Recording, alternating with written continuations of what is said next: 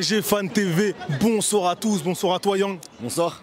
Le champagne entre guillemets a coulé ce soir, c'est le moins qu'on puisse dire.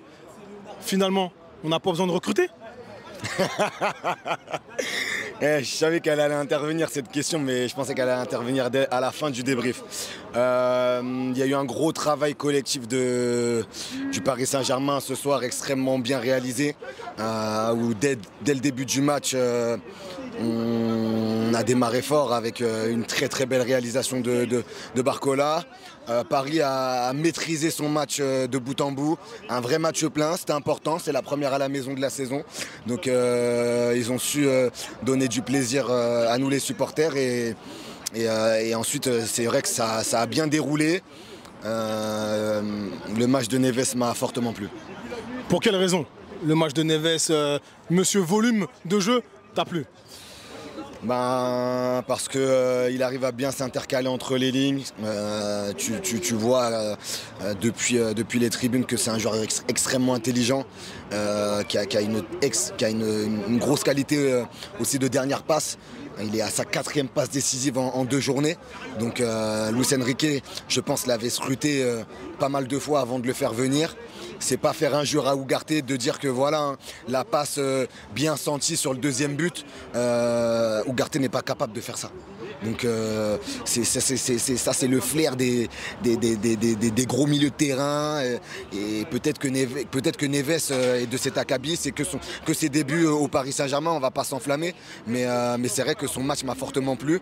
Après derrière j'ai bien aimé la solidité de Pacho, parce que je sais qu'il sortait de très bons matchs de prépa, et j'ai vu un garçon qui est dur sur l'homme, qui est appliqué, qui est focus, et qui est aussi très bon dans le pressing, parce que il y a eu une phase de jeu notamment en 2e mi-temps, en 1re mi-temps pardon, où tu le vois pressé et ça aurait pu donner une occasion nette de but. Donc non, collectivement c'était très fort ce soir. En parlant de Pacho, parce que finalement cette charnière centrale se dessine, Skriniar n'était même pas sur le banc, Beraldo l'était, contrairement à lui. Donc voilà, comment elle se dessine selon toi, peut-être un joueur en plus, cette charnière centrale? Moi je pense que ça va rester dans l'état que c'est. Au niveau des latéraux, on a quasiment ce qui se fait de mieux en Europe. Sur la charnière, 3 joueurs, pas plus? Sur la charnière, moi tu sais, je suis toujours partisan d'avoir 4 décès. Donc peut-être qu'il faudra prendre quelqu'un, peut-être que Nordi fera l'affaire en décès, peut-être qu'il faudra prendre quelqu'un. Pour le moment le mercato finit dans une semaine, on verra de quoi est fait demain. Tu sais, avec le Paris Saint-Germain, on ne peut jamais trop s'avancer, mais je pense qu'on va faire les premiers mois de compétition avec les 4 qu'on a vus ce soir, parce que c'est assez solide. Tu avais parlé de Barcola durant notre dernier podcast. Tu avais été très dithyrambique à son égard. Ce soir, doublé. Que dire sur ce joueur qui commence à montrer énormément de choses, là, de plus en plus? Ouais, commence à montrer énormément de choses. J'ai noté aussi quelques permutations avec Asensio au poste de 9 en 1re mi-temps. La finition de Barcola, elle a été au rendez-vous ce soir. Ça fait partie de ses axes de progression. On sait que c'est un très bon dribbleur, on sait que c'est un joueur qui a une très bonne qualité de dernière passe.